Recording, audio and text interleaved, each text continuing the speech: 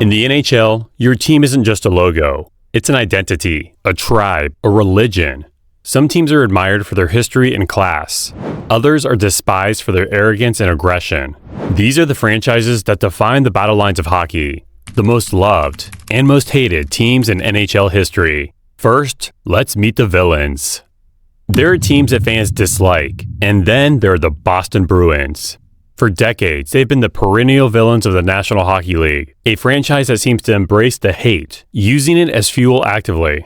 Their reputation for being aggressive, agitating, and physically punishing is not a recent development. It's a core part of their identity, cultivated for generations. The seeds of this reputation were planted in the 1970s with the era of the Big Bad Bruins. While the Philadelphia Flyers were getting the headlines for their brawling, the Bruins of that era, featuring legends like Bobby Orr and Phil Esposito, were just as tough, but they were also incredibly skilled. They could beat you on the scoreboard with dazzling offense, and then beat you in a back alley on the way out of the arena. They led the league in penalty minutes, establishing an identity as a team that would not be intimidated, an identity that has been passed down through the years. But the modern era is where the Bruins perfected the art of being hated, and no single player better represents that art than Brad Marchand. For over a decade, Marchand has been the league's perfect villain. He's a legitimately elite point-producing forward, one of the best in the game, but he combines that skill with a level of agitation and pest-like behavior that drives other teams insane. His on-ice antics are legendary, from slew-footing opponents to most bizarrely, licking them. His long history of suspensions and dirty plays makes him, and by extension the entire Bruins organization, a focal point of hatred for every other fan base in the league. The team he leads reflects his personality. The 2011 Stanley Cup winning team, captained by their massive and intimidating defenseman Zdeno Chara, solidified the modern Bruins identity. Their playoff runs are rarely clean affairs. They are brutal wars of attrition, designed to wear opponents down physically and mentally.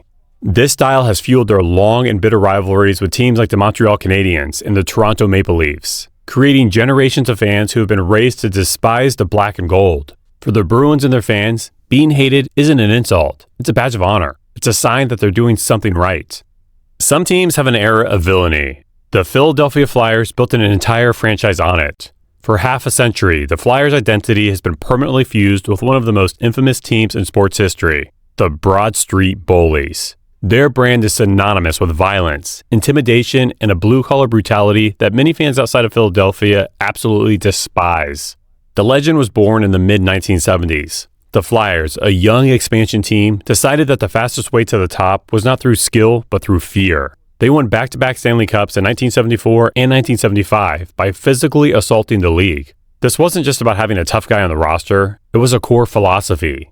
The Bullies' success cemented this violent identity into the franchise's DNA, and it has never left. The expectation in Philadelphia, from the front office to the fans in the cheap seats, is that a Flyers team must be tough, aggressive, and intimidating.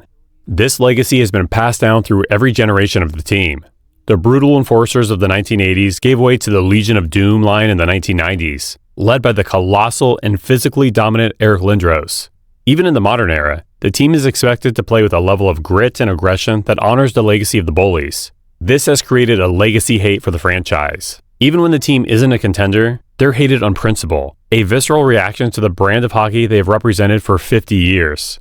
And that hate is amplified by one of the most intense and hostile fan bases in all of sports. The Flyers fans are not passive observers. They are part of the intimidation.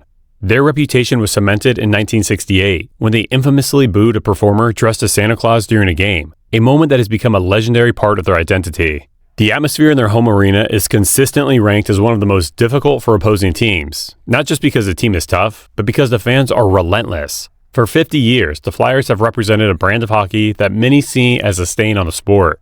And in Philadelphia, that's just the way they like it.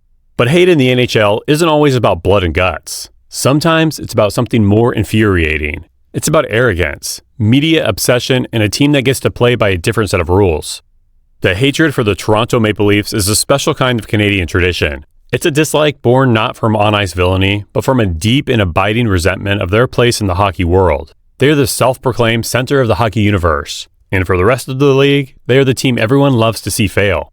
The root of this hate comes from one simple fact: media saturation. The Maple Leafs are the biggest team in the biggest hockey market, and the national sports network in Canada like Sportsnet and TSN reflect that. The fans in Vancouver, Calgary, or Edmonton, It often feels like they are watching the Toronto Sports Network, where every minor Leaf story is treated like breaking news, while their own teams are lucky to get a mention. This non-stop 24/7 coverage, whether the team is winning or losing, creates a feeling of overwhelming arrogance and breeds deep resentment from other fan bases who feel ignored. This media hype fuels the perception of the team's fan base, Leafs Nation. They are one of the largest and most passionate fan groups in all of sports. But to outsiders, they are often seen as delusional. They are the fans who are constantly planning the parade route, convinced that this is our year, only to be met with crushing disappointment. And that disappointment is the payoff for everyone else. The single biggest reason the Leafs are so hated is their spectacular and consistent history of failure. They have not won the Stanley Cup since 1967, the longest drought in the entire NHL. Their annual playoff collapses have become a celebrated holiday for the rest of the league. For decades, the story has been the same, a season of immense hype and media coverage, followed by a dramatic and often humiliating first-round exit. The sheer joy that other fan bases take in their suffering is a unique phenomenon in sports. The Leafs are not hated because they are bullies or villains. They are hated because they are overhyped, overcovered big brother that the rest of the league simply cannot wait to watch fall, year after year after year. If the Maple Leafs are the old money you're tired of hearing about, the Vegas Golden Knights are the new money villains who showed up, broke all the rules, and stole the crown. In less than a decade, they have become one of the most successful and most despised franchises in the NHL, earning their hate through a combination of immediate success, ruthless management, and a cynical mastery of the rulebook. The resentment started from day one. There is an unwritten code in professional sports that expansion teams are supposed to be terrible for years. Fans are supposed to endure seasons of painful losing and slow rebuilding.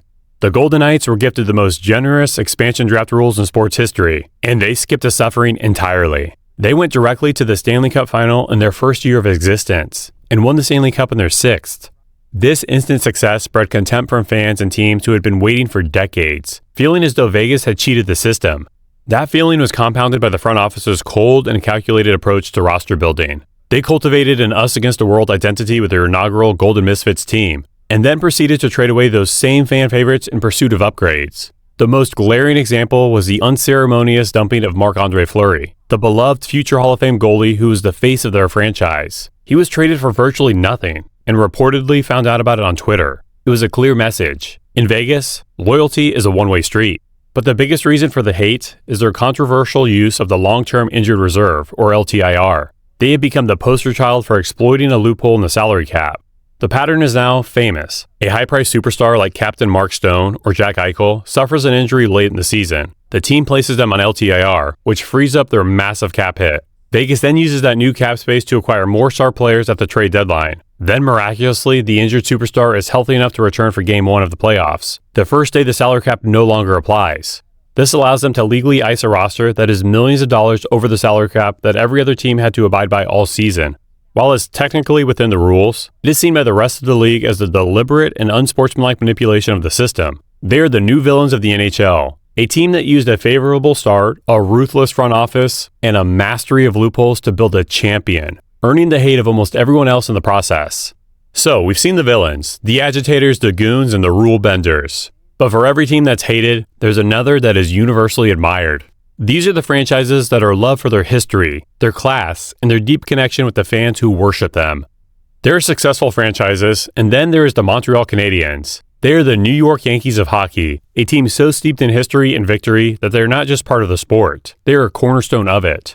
They are loved for being a living, breathing museum of hockey excellence, a symbol of the game's golden age. The foundation of this love is built on one simple, undeniable fact: winning. The Canadiens are the most successful franchise in the history of the National Hockey League, with a staggering 24 Stanley Cup championships. Their history is a timeline of dynasties. The 1950s team, led by the legendary Maurice the Rocket Richard, won 5 straight Stanley Cups. The 1960s and 70s saw another dynasty with superstars like John Beliveau, Guy Lafleur, and Ken Dryden dominating the league. Their rafters are filled with the retired numbers of more Hall of Fame players than any other team in the sport. For generations, they were the standard of greatness that every other franchise measured itself against. But the love for the Canadiens goes far beyond their trophy case. It's woven into the very fabric of their culture. Their iconic blue, blanc et rouge jersey is one of the most revered uniforms in all of professional sports. It is known affectionately and almost religiously by fans as Le Saint Flanelle, or the Holy Sweater. It represents more than just a team. It represents a people.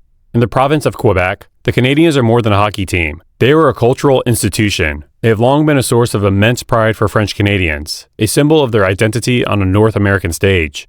This deep connection was never more apparent than in 1955, during the infamous Richard Riot, when their superstar, the fiery French-Canadian icon Maurice Richard, was suspended by the league's English-speaking president. The city of Montreal erupted into a riot.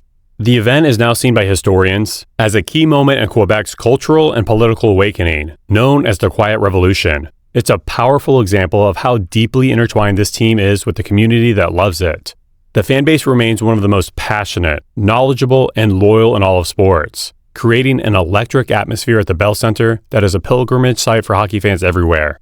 While the Canadiens are loved for their historical dominance, the Detroit Red Wings of the 90s and 2000s are loved for being the modern model of sustained excellence and class. For over 2 decades, they were the franchise that did everything the right way, building a powerhouse team that was not just successful, but was also widely admired for its skill, intelligence, and professionalism.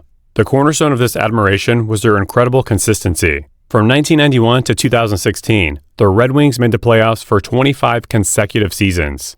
The streak, as it became known, was a remarkable run of success that spanned multiple generations of players, and the introduction of the hard salary cap, an era that was supposed to make dynasties impossible. Their ability to constantly retool and remain a contender made them the model franchise in the NHL, but they were also loved for the beautiful style of hockey they played. In the heart of the dead puck era, a time when much of the league was bogged down in clutch and grab defensive hockey, the Red Wings played an innovative puck possession game. This was best exemplified by the legendary Russian 5 unit. In the mid-90s, coach Scotty Bowman put 5 Russian players, Slava Fetisov, Igor Larionov, Sergei Fedorov, Slava Kozlov, and Vladimir Konstantinov on the ice together. They played a fluid, almost telepathic style of hockey that was incredible to watch. They were not only a dominant force that helped Detroit win its first Stanley Cup in 42 years, but they also shattered Cold War-era stereotypes and helped pave the way for a new wave of European superstars in the league. The heart and soul of this entire era was Captain Steve Yzerman, one of the most respected leaders in sports history.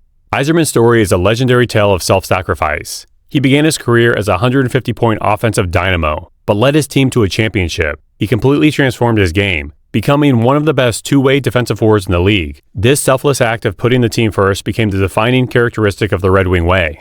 Even their rivalries were legendary. Their blood feud with the Colorado Avalanche in the late 90s was one of the most intense and violent in NHL history. But it was a rivalry built on a foundation of mutual, albeit hateful, respect between two incredibly skilled superstar-filled teams. For over 2 decades, this era of the Detroit Red Wings represented the best of hockey. They were smart, skilled, tough, and above all, they were winners. But a team doesn't need a century of history to be loved. Sometimes, a franchise earns the admiration of the entire league through sheer passion, resilience, and the magic of an underdog story. The story of the modern Winnipeg Jets is a story about heartbreak and redemption. It is a franchise that is loved not for a long list of championships, but for the unwavering passion of a city that had its team stolen and fought for 15 years to get it back. In 1996, the original Winnipeg Jets left town, relocating to Phoenix, Arizona. For the small hockey-mad Canadian city, it was a devastating blow, a wound that never truly healed. For a decade and a half, they watched from the sidelines as the league expanded and thrived in other markets. But the passion never died. And in 2011, the impossible happened. The struggling Atlanta Thrashers franchise relocated to Winnipeg, and the Jets were reborn. The emotional return of the NHL to one of its most dedicated markets was one of the great feel-good stories of the modern era. That passion is on full display every spring in what has become one of the most iconic traditions in all of sports, the Winnipeg Whiteout. During every home playoff game, every single fan inside the arena, and thousands more gathered in the streets outside wear white. The result is a stunning, unified sea of white, a visual spectacle that creates one of the loudest and most intimidating home ice advantages in the league. The Whiteout is more than just a fan tradition. It is a symbol of a city's love for its team, a tradition that is widely admired across the league for its pure, unbridled passion. The Jets are the quintessential small market underdog. In a league dominated by financial powerhouses in major U.S. cities, they represent the heart and soul of Canadian hockey. Their teams are often built on hard work and grit, a blue-collar identity that perfectly reflects the city they play for. The love for the Jets is a love for the underdog, a celebration of a city that refused to give up on its NHL dream, and now supports its team with a level of passion that is the envy of the entire league. Some teams are loved for their history, and some, for one single magical season, become loved by everyone for pulling off a miracle. The story of the 2018-2019 St. Louis Blues is the ultimate Cinderella story, one of the greatest and most improbable turnarounds in the history of professional sports.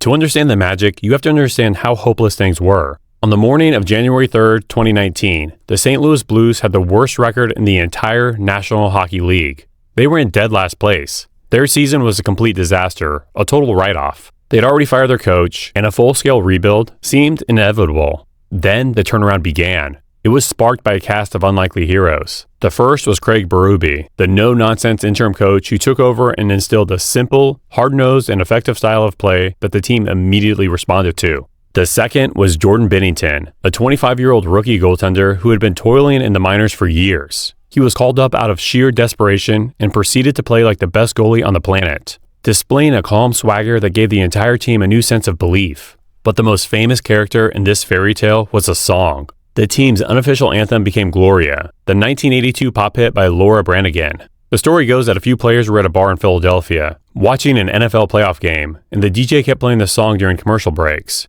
They adopted it as their victory song, playing it in the locker room after every win. As the Blues started their improbable climb up the standings, the song became a viral sensation, a joyful and quirky rallying cry for the team and the entire city of St. Louis. What followed was a run that defied all logic. The team that was in dead last in January stormed through the second half of the season, made the playoffs, and then battled their way through 4 grueling rounds. They finally defeated the Boston Bruins in Game 7 of the Stanley Cup Final to win the first championship in their 52-year franchise history. For one incredible season, the St. Louis Blues became everyone's second favorite team. They were loved for their resilience, their cast of characters, and for proving that even when you're at the very bottom, an impossible dream can still come true. So there you have it, the villains you love to boo, and the heroes you can't help but to cheer for. But the debate is never really over. Who is the team you'll always love, and who is the one you'll always love to hate? Let the debates begin in the comments.